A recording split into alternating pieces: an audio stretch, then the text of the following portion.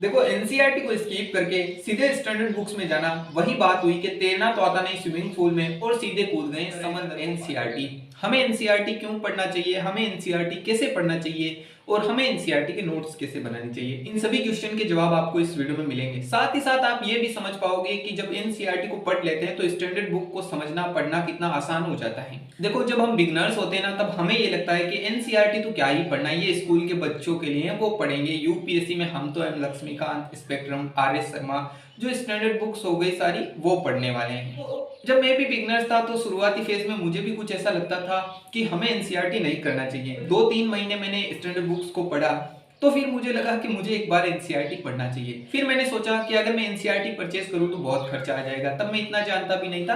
तो मैंने सोचा पीडीएफ से पढ़ूं, लेकिन मेरी ना थोड़ी आई में प्रॉब्लम थी, उसकी वजह से मैं पीडीएफ से कर नहीं पाया। तो मैंने ना यार जो सारी एनसीईआरटी है खुद वो कहीं ना कहीं से अरेंज करके पढ़ी है, चाहे वो गवर्नमेंट स्कूल तक की हो, मैंने वहां से भी हेल्प ली है। अगर आप लोगों को बिलीव नहीं हो तो इस बुक को मैंने 3 बार पढ़ा है। आप लोग देख सकते हो कि ये गवर्नमेंट स्कूल की बुक है, कोई प्राइवेट मैंने किसी शॉप से परचेज नहीं की, मैंने बस स्कूल से थोड़ी हेल्प ली थी। तो अब सोचो मैं इस तरीके से बुक लेकर पढ़ सकता हूँ, तो आप लोग तो पढ़ ही सकते हो। अब देखो सबसे पहले एनसीईआरटी क्यों पढ़ना चाहिए, हमें सबसे ज्यादा एनसीईआरटी पर फोकस करना चाहिए क्योंकि एनसीईआरटी जब हम पढ़ते हैं ना तो ये हमें सिर्फ फैक्ट नहीं देता बल्कि हमारी सोचने की क्षमता को भी बढ़ाने का प्रयास करता है। तो मैं ऑप्शनल के पेपर को देख रहा था तो मैंने नोटिस किया कि अगर आप एनसीईआरटी के जो इन चैप्टर को देखोगे ना तो इसमें से जो पीछे क्वेश्चन आते हैं ना डायरेक्ट वहां से 2 से 3 क्वेश्चन हर साल जो है ऑप्शनल में पूछे जाते हैं। मैं ऑप्शनल की बात कर रहा हूँ, जनरल स्टडीज की तो बात ही अलग है, फिर आप सोच लो।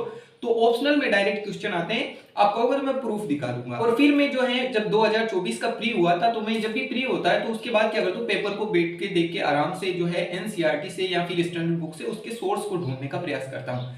तो जब मैं 2024 के सोर्स को देख रहा था तो मैंने नोटिस किया इस एनसीईआरटी से आपको बहुत सारे क्वेश्चन मिलेंगे जिनके लिए मैंने एक सीरीज भी स्टार्ट की थी, लेकिन उस पर आपका ज्यादा रिस्पॉन्स नहीं रहा था तो फिर मैंने उसे क्लोज कर दिया क्योंकि काफी टाइम लगता है उसे बनाने में। अब हम आते हैं हमारे फर्स्ट क्वेश्चन पर, हमें एनसीईआरटी कैसे पढ़ना चाहिए। देखो सबसे पहले तो ये माइंड से निकाल दो कि मैं सारी एनसीईआरटी एक साथ पढ़ लूंगा, नहीं। आपको सबसे पहले क्या करना है, अगर आप पीडीएफ में पढ़ना चाहते हो पीडीएफ में, और अगर आप ऑफलाइन परचेज कर सकते हो बुक को तो परचेज कर लो। अब आपको सबसे पहले क्या करना है, सारी बुक की जो एक बार है ना इंडेक्स देख लेने हर सब्जेक्ट के। आपको बुक को सब्जेक्ट वाइज पढ़ना है, हम क्लास वाइज नहीं पढ़ेंगे, जिस तरीके से स्कूल में पढ़ा जाता है वैसे नहीं पढ़ेंगे।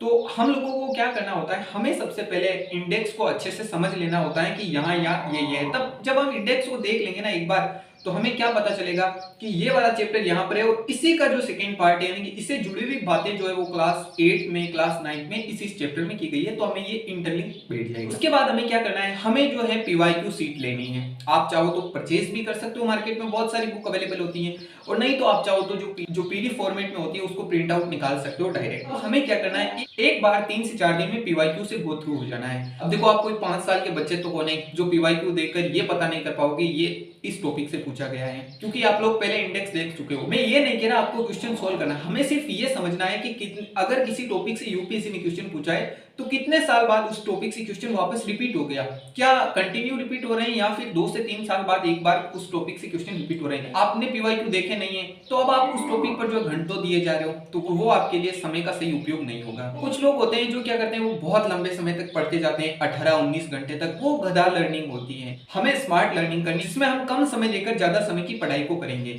तो अब आपको क्या करना है, अब आपको एक एक सब्जेक्ट उठाना है, जैसे कि सबसे पहले पॉलिटी या फिर हिस्ट्री या फिर ज्योग्राफी, जो आपका इंटरेस्टिंग सब्जेक्ट हो उसे उठा लो। उसकी जो है क्लास 6 से लेकर क्लास 12 तक उसे पढ़ना शुरू कर दो। अब देखो हर सब्जेक्ट में जैसे कि अगर देखो मैं हिस्ट्री के बारे में आपको बताऊं तो आपको क्लास 6 से स्टार्ट करना है एंशिएंट से, फिर क्लास जो 7th है उसमें मिडाइवल आएगी और क्लास 8 में आपकी मॉडर्न आएगी। ये 3 हो गई, इसको आपको ज्यादा समय नहीं लगेगा, आप आराम से कर लोगे। और फिर जब आप क्लास 9, 10, 11 में जाओगे तो यहाँ पर आपको वर्ल्ड हिस्ट्री के बारे में बुक्स मिलेंगी, तो ये अभी आपको नहीं करनी, अभी आप चाहो तो स्किप कर सकते हो। सीधे क्लास 12 में जाओगे तो 3 बुक मिलेगी आपको, एंशिएंट, मॉडर्न और मिडाइवल, तीनों मिलेगी वहां पर, तो वहां से तीनों को कर लेना है। अब देखो कैसे करना है, एंशिएंट 6 क्लास की है तो उसके साथ में आप उसको करते ही जो है 12th वाली एंशिएंट वाली कर लो। इस तरीके से आपको करना है, आपको जो है सबको कनेक्ट रखना है। अब देखो इसके बाद में अगर आप पॉलिटी पर आ रहे हो तो पॉलिटी की 6, 7, 8, 9, 10, 11, 12 ये सारी आपको करनी है। में जो होता है वो विश्व राजनीति वगैरह आ जाती है, तो आप चाहो तो 12 को फिलहाल स्किप कर सकते हो, मेंस के टाइम उसे कवर करना होगा।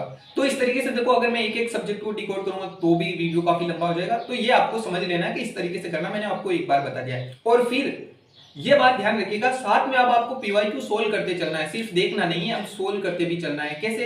जैसे कि आपको 1 साल के पीवाईक्यू उठाने हैं, जैसे कि 2024 के पीवाईक्यू उठा लो और देखो उस चैप्टर से या फिर उस टॉपिक से कितने क्वेश्चन पूछे हैं। अगर 2024 में नहीं पूछे तो आप पीवाईक्यू उठाओ, लास्ट 10 ईयर के पीवाईक्यू को सोल्व करना।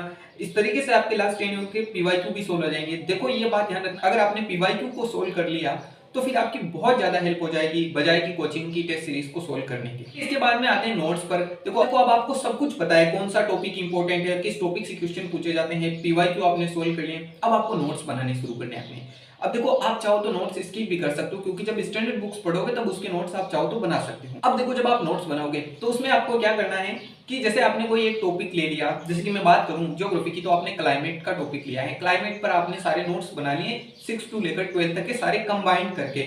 आपको अलग अलग नोट्स नहीं बनाने, जैसे क्लास 6 के आपका लिखा, फिर आपने वहां पर क्लाइमेट वाला जो टॉपिक है वहां से बनाए, फिर आपने क्लास 7 में, इस तरीके से नहीं, आपको एक ही क्लाइमेट टॉपिक के सारे नोट्स बनाने। फिर उसमें आपको देखना है अब लास्ट 10 ईयर में कौन कौन से क्वेश्चन जो है क्लाइमेट से पूछे हैं और किस टॉपिक से पूछे हैं। आपको उस टॉपिक पर बस जस्ट ईयर और क्वेश्चन लिख देना है कि ये क्वेश्चन था।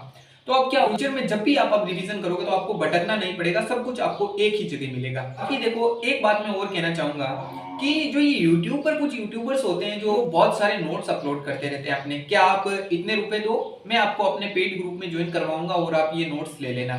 मैंने देखा है तो उस तरीके के जो नोट्स होते हैं उसमें कुछ नहीं होता है, वो जो बुक वाली लाइन बाय लाइन होती है उसे छाप दिया जाता है, वो नोट्स आपके किसी भी काम के नहीं होने वाले हैं, उसमें आप अपना टाइम वेस्ट करेंगे, सच बता रहा हूं। अगर आपको विश्वास नहीं हो एक बार परचेस कर लो, रीड कर लो। आप देखो वो सुंदर तरीके से लिखे हुए हैं, 50 कलर के पेन यूज करके लिखे हुए हैं, इसीलिए वो आपको अच्छे लग रहे हैं। देखो नोट्स ऐसे नहीं होते हैं जिनमें जो है बहुत सुंदर तरीके से लिखे गए हैं आपके नोट्स।